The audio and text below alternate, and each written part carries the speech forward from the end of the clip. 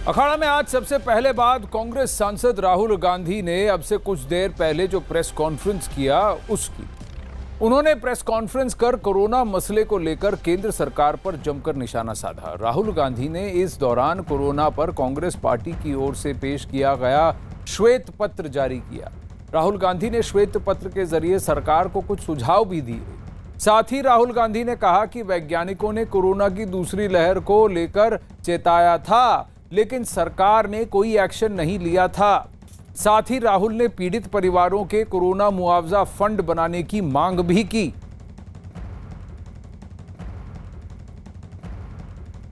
आज हम फिर से वहीं खड़े हैं। पूरा देश जानता है कि थर्ड वेव आने जा रही है।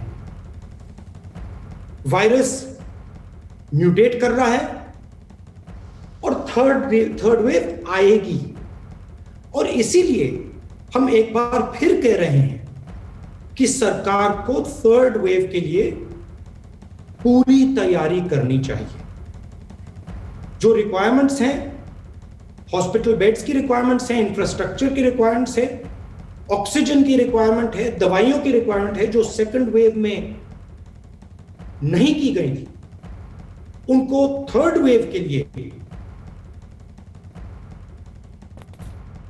बिल्कुल करना चाहिए। अब वहीं राहुल गांधी ने केंद्र सरकार पर कोरोना से हुई मौत के आंकड़े छिपाने का आरोप लगाया। साथ ही पीएम पर निशाना साधते हुए कहा कि प्रधानमंत्री के आंसू कोरोना पीड़ित परिवारों के आंसू नहीं मिटा सकते। प्राइम मिनिस्टर के आंसू उन परिवारों के आंसू को नहीं मिटा पाएंगे। वो सब परिवार जानते हैं कि जो मेरे परिवार का व्यक्ति, मेरे माता, मेरे पिता, मेरे भाई, मेरी बहन, जब वो मरे, वहां प्रधानमंत्री नहीं थे। प्रधानमंत्री के आंसू ने उनको नहीं बचाया, मगर ऑक्सीजन जरूर बचा सकता था। और प्रधानमंत्री ने इस बात को सीरियसली नहीं लिया। अमिताभ सिन्हा हमारे साथ जुड़ रहे हैं। अमिताभ जी, एक बात बताइए, राहुल गांधी किससे बात कर रहे थे? प्रधानमंत्री के जरिए क्या कैप्टन अमरिंदर सिंह, भूपेश बाघेल और उद्धव ठाकरे को कह रहे थे जहां जहां कांग्रेस की सरकारें हैं मृत्यु दर सबसे ज्यादा वहां पर क्यों है, हमारी तैयारी थर्ड वेव के लिए होनी चाहिए? क्या वो उनसे पूछ रहे थे?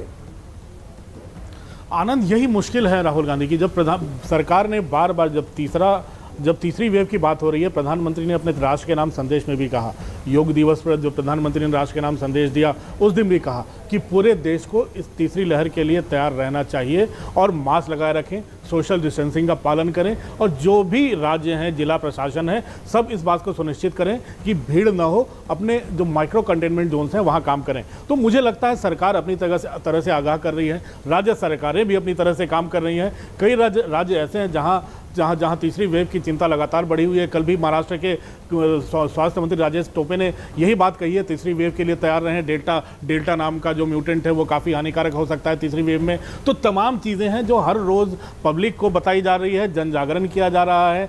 वैक्सीनेशन की जो प्रक्रिया है आनंद, पूरे देश में कल जो चालू हुई है 80 लाख। नहीं, पर अमिताभ एक बात बताइए कि राहुल गांधी जो हैं, क्या वो ये जानते हैं, क्या मानती है कांग्रेस पार्टी और क्या मानते हैं वो? केरल के वायनाड से सांसद हैं, तो क्या हेल्थ केरल का स्टेट सब्जेक्ट है या सेंट्रल सब्जेक्ट? तो हिदायत उन्हें किसे देनी चाहिए? अशोक गहलोत से वो पूछ रहे हैं वैक्सीन के वेस्टेज के बारे में? क्या वो ये कह रहे हैं कि क्या इन राज्य सरकारों ने कोविड के लिए तैयारी की? सबसे ज़्यादा वैक्सीन की डोसेज जहां दी गई उसमें से उन 3 राज्यों में से 2 तो कांग्रेस शासित राज्य हैं जहां पर शुरू में वैक्सीन की डोसेज दी गई, लेकिन वहीं पर वेस्टेज है। मृत्यु दर अगर सबसे ज़्यादा किन केंद्र शासित प्रदेशों में है, वो सब कांग्रेस शासित प्रदेशों में है। अगर आज भी अभी के आंकड़े आप निकाल कर देख लें तो 38% तो हैं, सिर्फ 4 कांग्रेस के राज्य में आपको गिना दूं, उन्हीं में से हैं मृत्यु दर जो है। तो किस बात की हिदायत दे रहे हैं? और राहुल गांधी का जो प्रधानमंत्री की तरफ जो अटैक है, जो आक्षेप है, उसमें कितने तथ्य थे? तथ्य से हटकर थे कि तथ्य के आधार पर उन्होंने ये बातें कही? थर्ड वेव आएगा तो सबने कहा था, सेकेंड वेव के लिए तो चेतावनी सरकार ने दी थी। जनवरी 2021 में जो नोटिस गया था सरकार की तरफ से सभी राज्यों को कि देखिए सेकेंड वेव की तैयारी कीजिए, इस तरह से आपको कंप्लायंस करने की जरूरत है।